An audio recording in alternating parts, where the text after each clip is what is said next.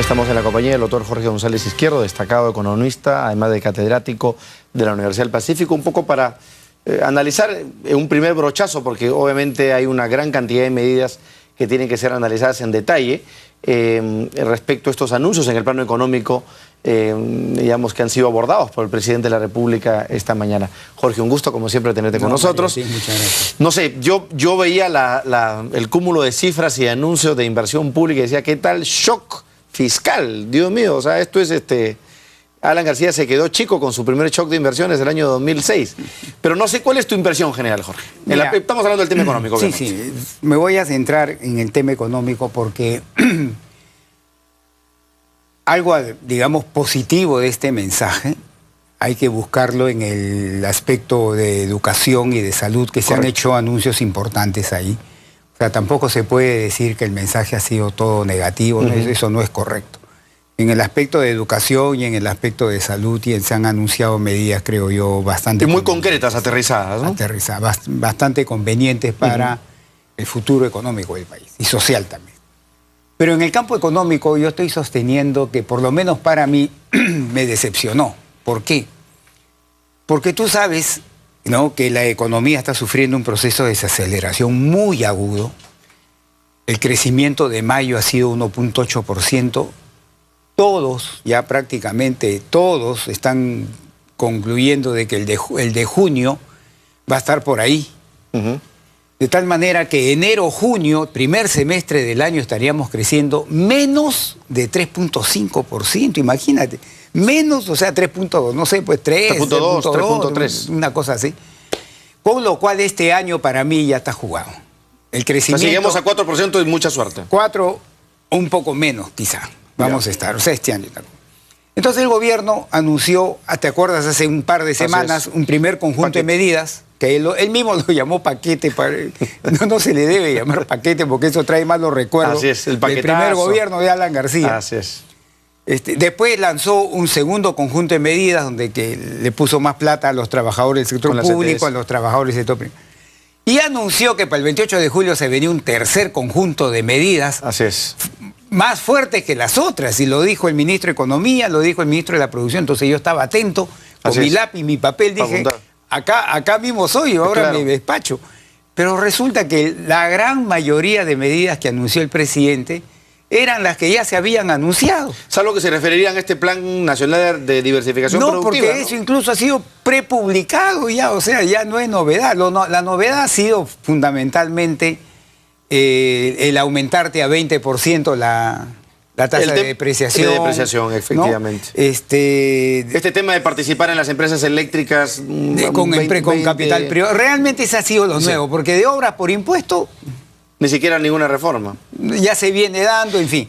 Es que empezó a correr el chisme de la baja de 1 o 2 puntos en el IGB, claro, lo cual sí hubiera sido una medida fuerte, ¿no? Pero bueno, no se produjo. Entonces, obviamente, yo dije, pucha, yo estaba esperando pues un conjunto de medidas potentes, pero como te digo, el 98% eran cosas que ya se habían anunciado, que ya estaban en vigencia incluso, y las novedades fueron muy pocas, de verdad. En ese sentido, por eso digo, me defraudó. Ahora bien, el presidente ha dicho algunas cosas que creo que es importante analizar. Dijo, durante mi gobierno, 1 millón de peruanos han dejado la pobreza, ¿no? Probablemente sea cierto. Pero lo que no dijo es que hay un estudio del Banco Mundial, para que no digan que es de González Izquierdo, no, un estudio del Banco Mundial que te dice que el 80% de la reducción en la pobreza del Perú se debe al crecimiento económico per se. O sea, por el hecho de que el Perú ha venido creciendo a tasas superiores al 6%, ese hecho, a través de sus ramificaciones a lo largo y ancho de la sociedad peruana, ha hecho que mucha gente salga de la pobreza. Y el 20% restante se lo asignaron a los programas sociales. Inversión pública. Y lo otro anuncio que dijo es, para el 2016, el 16% va a ser pobre. Así voy a dejar al Perú.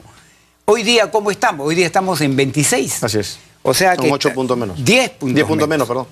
Pero este año, 2014, con este escaso crecimiento que vamos a tener, dificulto mucho que vaya a reducirse la pobreza. Claro. En forma importante. Si crecíamos a 5 o 6, pues evidentemente esa meta era totalmente alcanzable. Entonces, ¿no? te queda 2015 y parte del 2016, la mitad.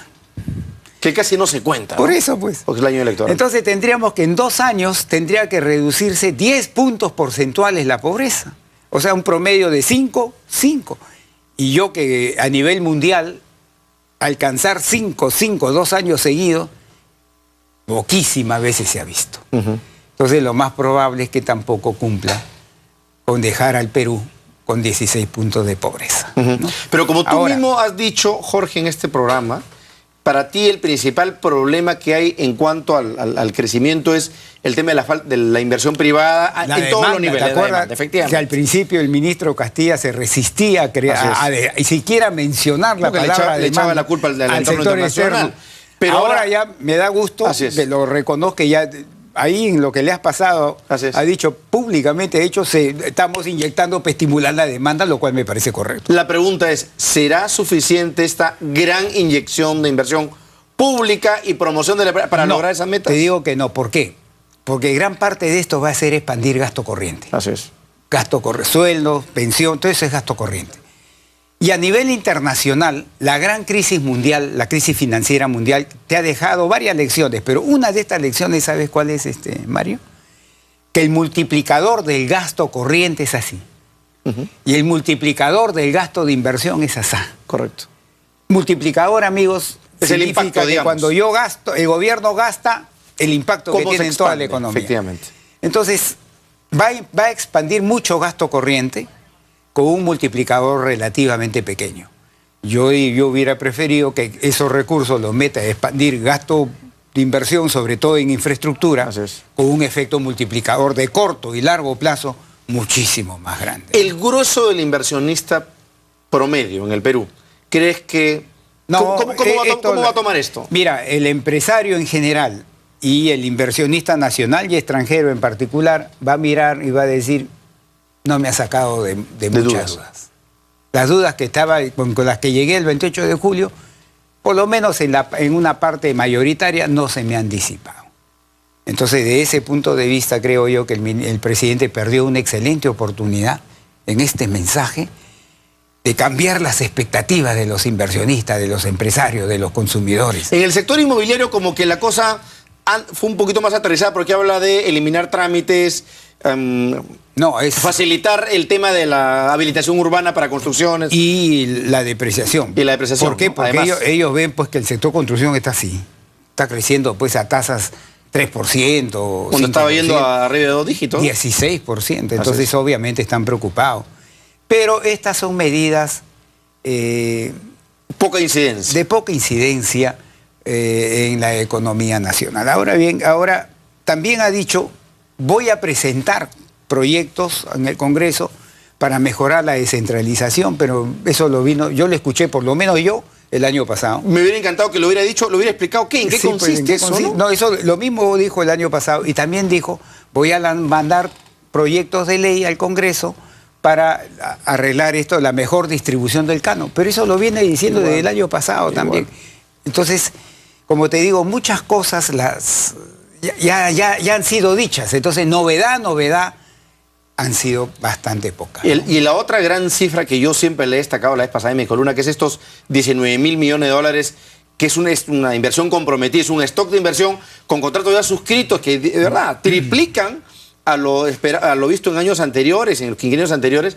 Pero el problema de fondo es que de esos 19.000 millones de dólares, muy poco se está ejecutando. Eso, pues. Porque están trabados a nivel de contratos, problemas administrativos, burocráticos. Y también expectativas, ¿no? Exacto. Y fíjate tú que ahora se vienen los cambios en los gobiernos regionales y municipales y el año que viene se vienen las presidenciales. Y siempre que hay elecciones, ocurre esto, incertidumbre. Así es. Y la incertidumbre es veneno para la inversión privada. Y más en estas circunstancias de acusaciones a gobiernos regionales. Vamos a una breve pausa, Jorge, y seguimos conversando sobre los aspectos económicos del mensaje presidencial.